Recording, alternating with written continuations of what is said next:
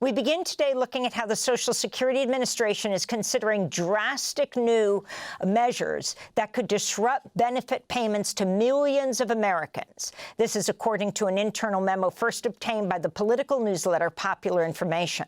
Authored earlier this month by Acting Deputy Social Security Administration Commissioner Doris Diaz, the changes proposed in the memo would force millions of customers to file claims in person at a field office rather than over the phone. According to the memo, customers applying for retirement and disability benefits would be required for the first time to verify their identity through an online system. If their identity can't be verified online, they would have to visit a field office in person. A day before the memo was sent, the Washington Post reported Social Security Administration was considering ending telephone service for all claims under pressure from DOGE, the Department of Government Efficiency. Hours after the Washington Post report came out, the agency issued a press release claiming telephone services would not be eliminated. The proposed changes to Social Security come as DOGE is targeting the agency for staff cuts of more than 12%. Meanwhile, Trump's billionaire Commerce Secretary, Howard Lutnick, has sparked outrage after repeatedly suggesting only fraudsters would complain if Social Security checks don't go out on time. Let's say Social Security didn't send out their checks this month. My mother-in-law, who's 94, she wouldn't call and complain.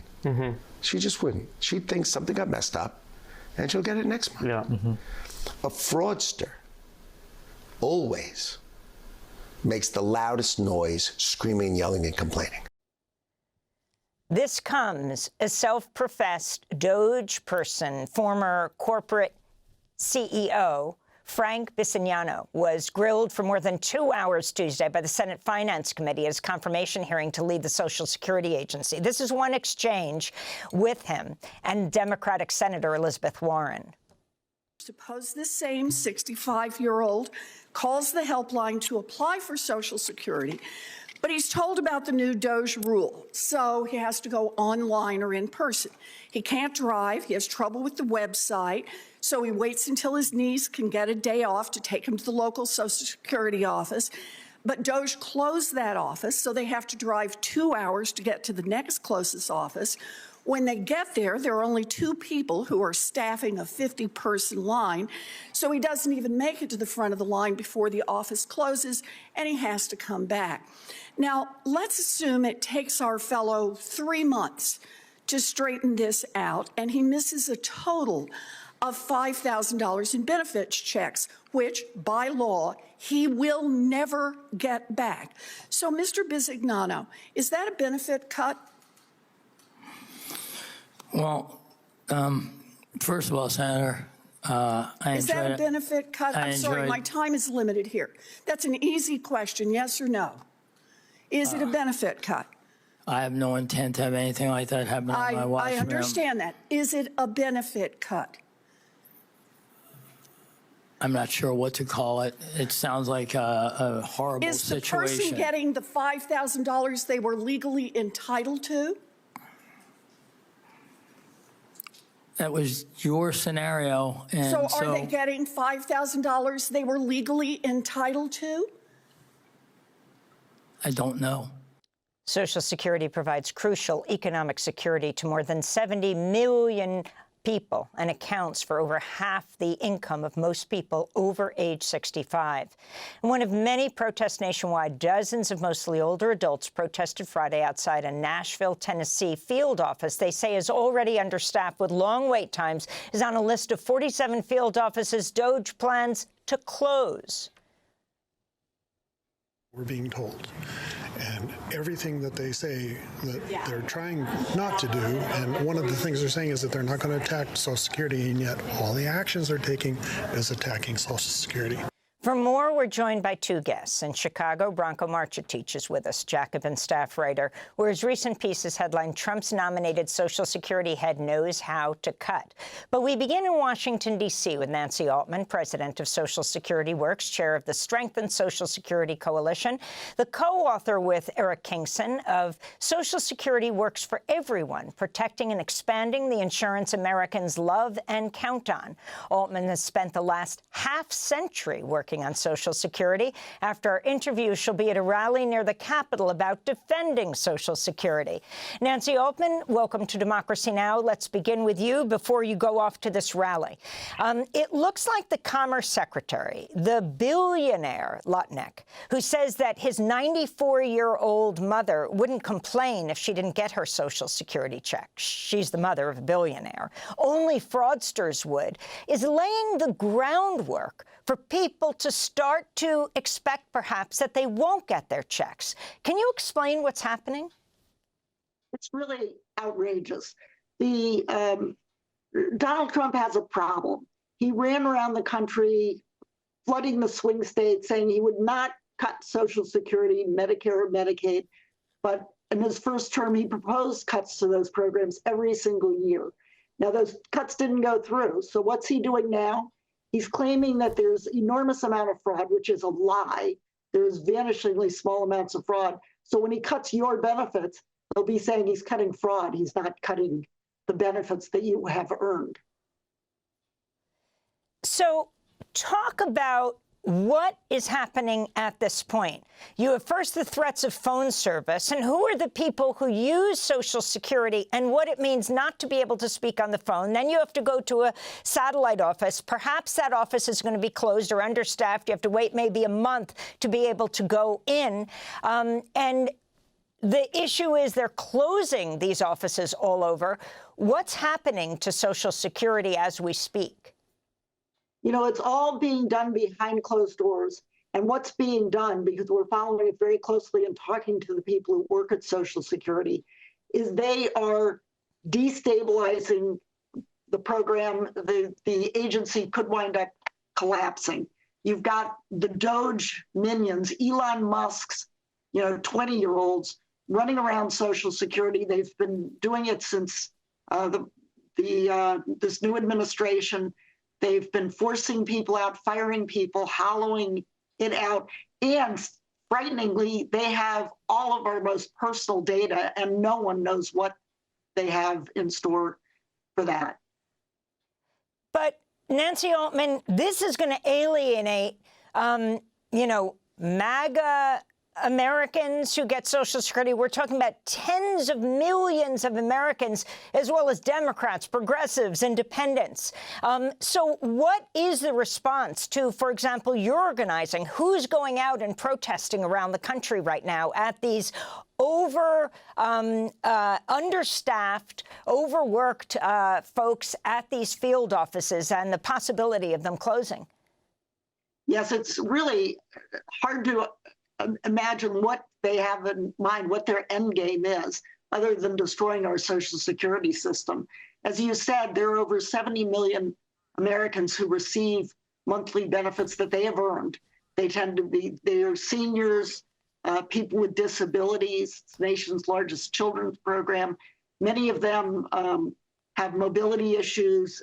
If they can't use the phone, they really are excluded from getting those benefits. It's really an outrage. And we're trying to get the word out. And I'm so appreciative that you're having this segment because it's really important. I don't want to scare people because people are dependent on those benefits to pay their rent, to pay their food.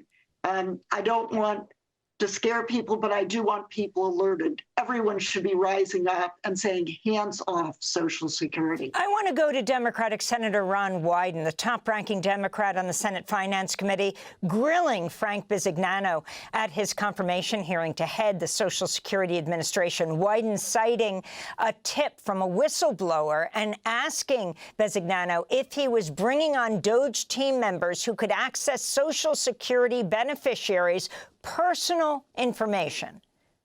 So, according to the whistleblower, you personally intervened to get key DOGE officials installed at the agency who have masterminded this shipwreck that we're dealing today.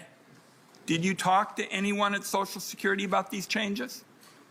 I have never talked to Mr. Dudek.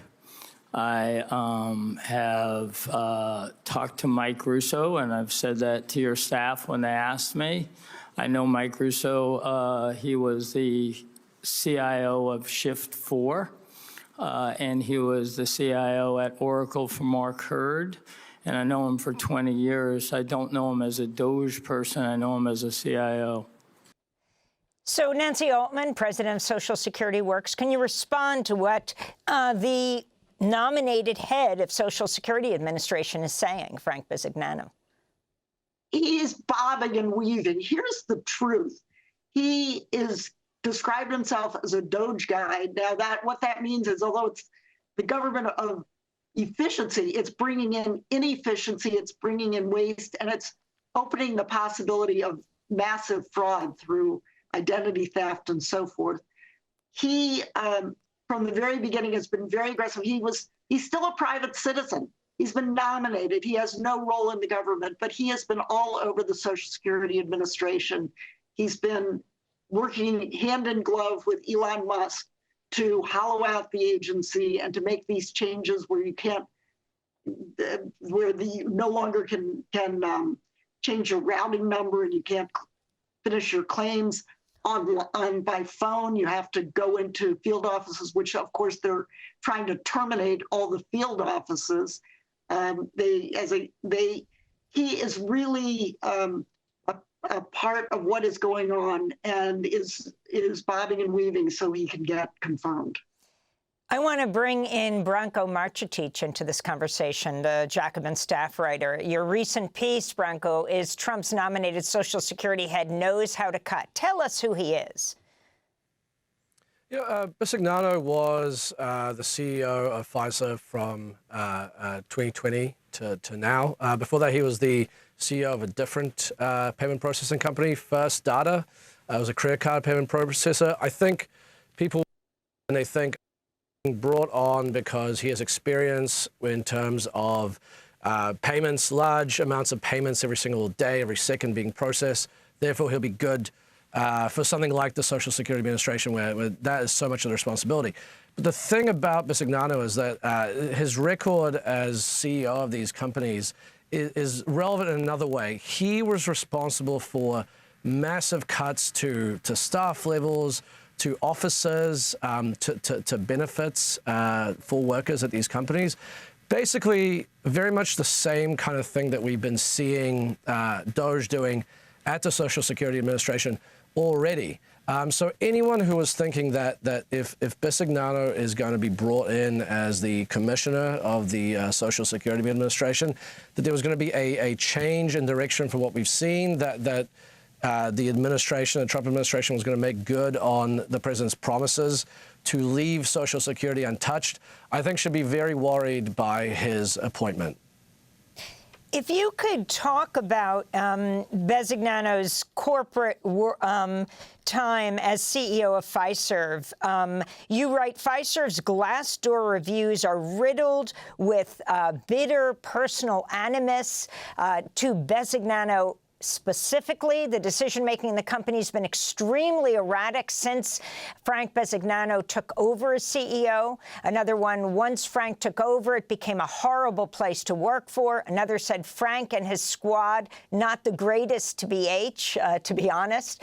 Another one, the CEO is a micromanager, only cares about the stock price. Another, replace Frank with a leader who listens. Another, CEO could care less about employees. They're all a widget and an expense to him, Mr. Scrooge at his finest, concluded one. And another said, Frank, please go buy an island and move there, never to return. Talk about the significance of this and then how it fits in, Branko, to being the head of the Social Security Administration. I mean, there is a deep, deep dislike, to put it mildly, for Bisignano among the workers of Fiserv. I mean, what comes up in these Glassdoor reviews, I would recommend people go and look at them. There's thousands upon thousands, most of them well before anyone knew that he was going to get nominated for Trump's administration. And they all paint a pretty similar picture. Not only do they think that Bisignano is a terrible CEO, someone who has done all these massive cuts so that he can just pour billions of dollars of profit back into stock buybacks. And by the way, he's a massive shareholder in Fiserv and actually sold $25 million worth of shares. So he is the one profiting directly from this. But they also talk about the kind of effect that these cuts have had on them as workers, as people trying to make Fiserv, do what it's meant to. And what they say is that experienced people, some of the most capable workers, have either been fired because they didn't want to relocate when offices were closed and consolidated in places that were advantageous for tax incentives, or they left because they found that the working was so inflexible and so inconvenient that they may as well just go somewhere else. And so you had this massive brain drain from Fiserv, while at the same time people complained about their working conditions getting worse, their benefits being cut. They talked about having to take on a much bigger workload and having to make that work, even though they had now a far smaller staff. All of that is a pretty grim portent, I would say, if this is what Bisignano is being brought into the Social Security Administration to do, which I think he is. It suggests that the people who are left, who are not fired from this massive cost-cutting operation by DOGE, are going to be left trying to scramble and keep their heads above water, despite the fact that they have far less capability to do so. And the people that are going to be hurt by it are the actual Social Security beneficiaries.